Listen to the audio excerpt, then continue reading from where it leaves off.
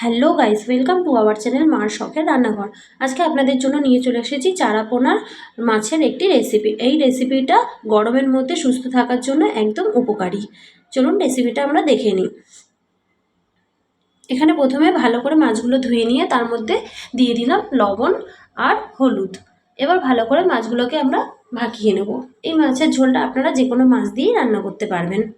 এবার দেখুন কড়াই ভালো করে গরম করে তার মধ্যে দিয়ে দিয়েছি তেল। এবার তেল যখন ভালো করে গরম হয়ে এসেছে তখন দিয়ে দিলাম আমরা মাছগুলো।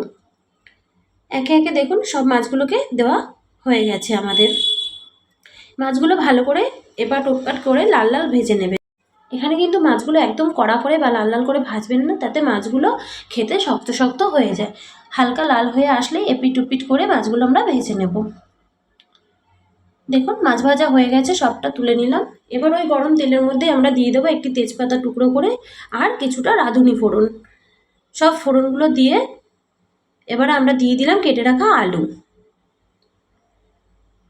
মাছের ঝোলটা রাঁধুনি ফোড়ন দিয়েই করবেন, খুব ভালো লাগবে খেতে, রাঁধুনি ফোড়ন দিয়ে খেতে।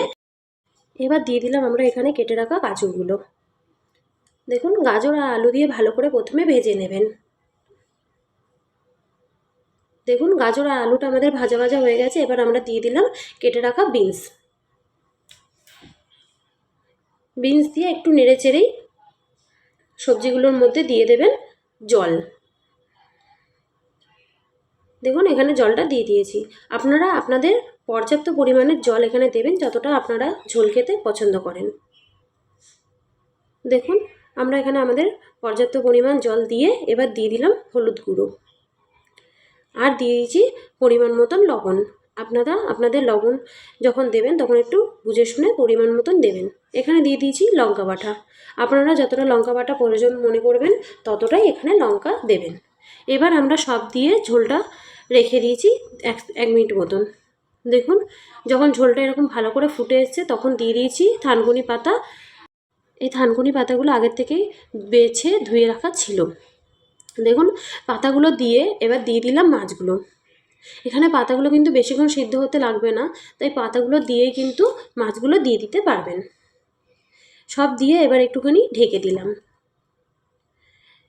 কিছুক্ষণ ঢেকে রেখে দিয়ে ঢাকনাটা তুলে দেখুন একটু নেড়ে চেড়ে এবার দিয়ে দেবো আমরা এর মধ্যে।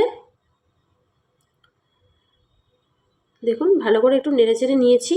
এবার দিয়ে দিলাম এর মধ্যে আমরা জিরে ও ধনের গুঁড়ো। এখানে আমরা ভাজা জিরে ধনের গুঁড়ো ইউজ করেছি, কাঁচা জিরে ধনের গুঁড়ো ইউজ করবেন না, তাতে তরকারিটা ভালো লাগবে না খেতে।